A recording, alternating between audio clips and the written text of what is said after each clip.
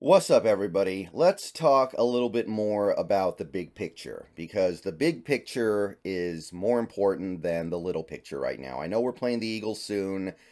I want to win. A lot of you guys want to win. Some of you guys want to lose. Whatever. I am going to talk about that game when the time comes, but right now I know where the sausage is being made. The sausage is not going to be made on the field against the Eagles on Monday night.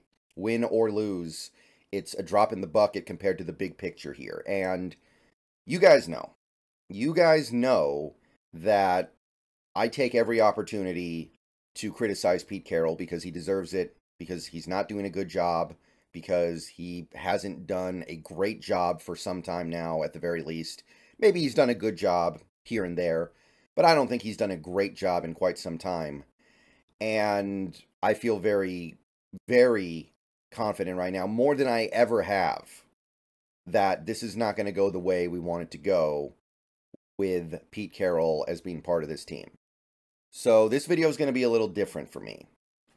This video, I'm going to make the one argument that I think actually makes sense to keeping Pete Carroll in 2024. Yeah, that's right. I'm going to actually make an argument pro Pete Carroll for beyond this season. I'm not going to go beyond that season. I don't think there's any argument you can make right now for that. He's going to have to go out there and have a great season in 2024 to justify that.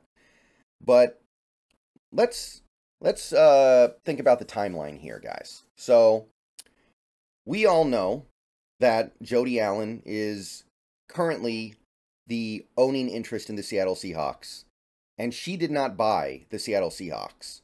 She did not want to have the Seattle Seahawks. She doesn't seem to really be all that interested in owning the team or football or anything like that. There's little signs here and there that she's a little bit engaged, but she is not Paul Allen. That's for sure. And right now, that's a criticism of her. But it's not something that I hold against her personally. It's not like I'm mad at her.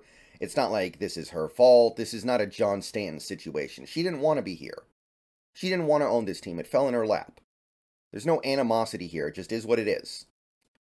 So we know that if there's any owner in the NFL right now that is likely to sell at some point in the near future, it's her. In fact, we know for a fact that per Paul Allen's will, she has to sell. Per Paul Allen's will, the Seahawks and Blazers must both be sold. The only question is, the only difficult spot here is, when does she have to sell? There's no firm timeline, and Vulcan has floated the possibility that she's still here for another 10 to 20 years. I call that a negotiation tactic. I seriously doubt that's going to happen. But we know that it can't be in the next, let's call it 5-6 months. So I found, you can find this date all over the internet, but I found it here on this Front Office Sports article. A Seattle referendum from 1997 requires that 10% of the team's sale price go to Washington State if the team is sold within 25 years of the bonds being issued. That period runs until May 21st, 2024.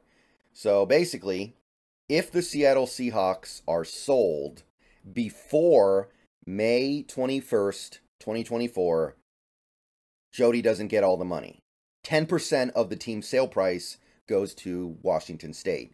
And she wants to avoid that because that's 10% of what is going to be a pretty massive sale price. I don't know how many billions of dollars the Seahawks will go for, but it's going to be a lot of money. And I don't think she wants to send, I don't know what it could be. It could be $300, $400 million to Washington State if she knows she can avoid it if she just waits a few more months. So it can't happen before then. I think we can all agree on that. However, let's say she sells the first day post this period. Let's say she literally goes May 22nd, 2024, wakes up that morning, gets on the phone, calls up Jeff Bezos, and is like, sold. That would be after free agency, and that would be after the draft. So basically, all the relevant decisions for the Seahawks in 2024 will have been made before the sale. meaning that Pete Carroll and John Schneider, if they are truly connected at the hip with Jody Allen, and they're not going anywhere as long as Jody's here, are going to have that one more offseason to run the team before a new owner comes in.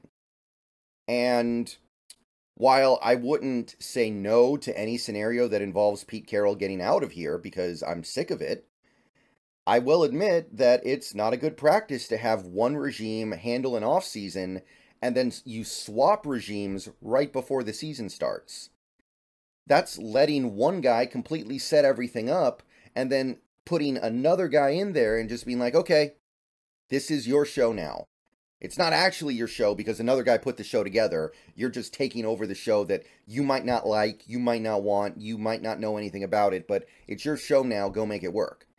No, that's not a good practice either. I acknowledge that.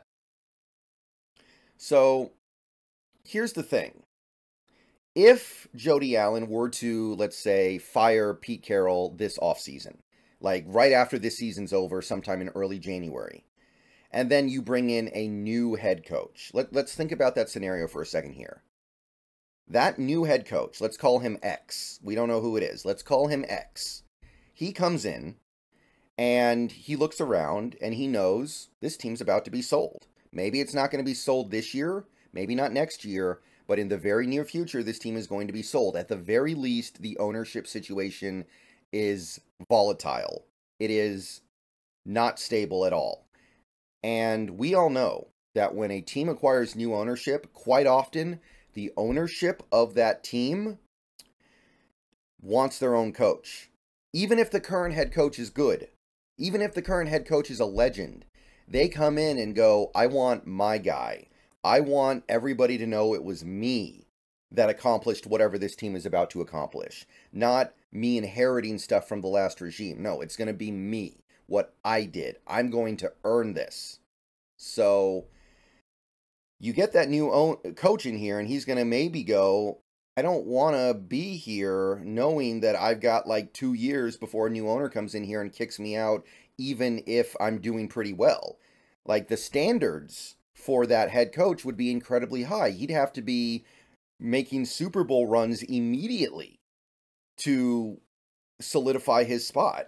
Because anything less, that could lead to the owner going, look, it's not good enough. It's not good enough for me to feel like I want to inherit something from the last regime. So you put it all together, and the issue that I'm having is that the timeline for moving off of Carroll now is awkward. The only way it's not awkward would be if Jody Allen is actually intending to keep this team for an extended period of time. Like, we're talking at least 5 more years. If she's planning on doing that, and she can guarantee that, that's different.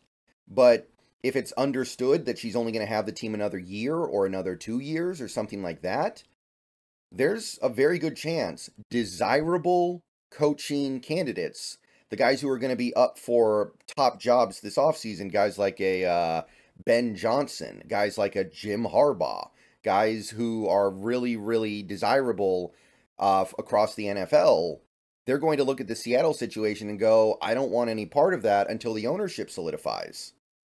So, that being the case, that is the only coherent argument that I've seen in favor of keeping Carroll for a little while longer. We need to let the sale happen first so that the new owner can push out Pete and go get his guy. So let's say my theory's correct here. Let's say that desirable head coaches are not going to want to come here while we don't know what's going on with ownership. And I think that's very possible. I don't think I'm just making that up. I do believe that a guy like a Ben Johnson, who is maybe going to be the hottest head coaching prospect this offseason, is going to come into Seattle and go, well, yeah, maybe Jody Allen likes me now, but what about in 2 years when the new owner gets here? If I haven't won a Super Bowl yet, is he just going to kick me out? Am I going to have to be perfect to pass his standards? Am I going to have to make like multiple NFC title game runs right off the bat to impress him? Whereas I can go to a team like, I don't know, the Chargers. And the Chargers, all I have to do is be okay. All I have to do is make the playoffs. All I have to do is come close to the playoffs and maybe get elite production out of Herbert, and I'm good for a while. So That being the case, here's what I want to ask. Would you rather have one more year of Pete Carroll, or would you rather have what I call a caretaker? And when I say caretaker, there's one name that comes to mind. I'm playing his music. He's coming out onto the ring. He's got no shirt on. You can see his chest hair. I'm talking Jim Tomsula. When the 49ers hired Jim Tomsula to be their head coach before the 2015 season, I don't care what they said publicly. They knew that Jim Tomsula was not going to be there for any more than a year. They just wanted to get Harbaugh out of there because they were sick of him for bad reasons, but reasons nevertheless. And they just needed somebody to hold the steering wheel, not even drive the bus, but hold the steering wheel in place for a year while they try to get the next guy. So, would you rather have Pete Carroll for one more year? Or would you rather find somebody who is just happy to have a head coaching job? He doesn't care about the context. He just wants to make a little bit more money, get his name out there a little bit. Because that's maybe what you would settle for. Somebody who doesn't care about the ownership because he knows he's not going to be there more than a year. So what I mean is it would be somebody who's bad, like Jim Tomsula.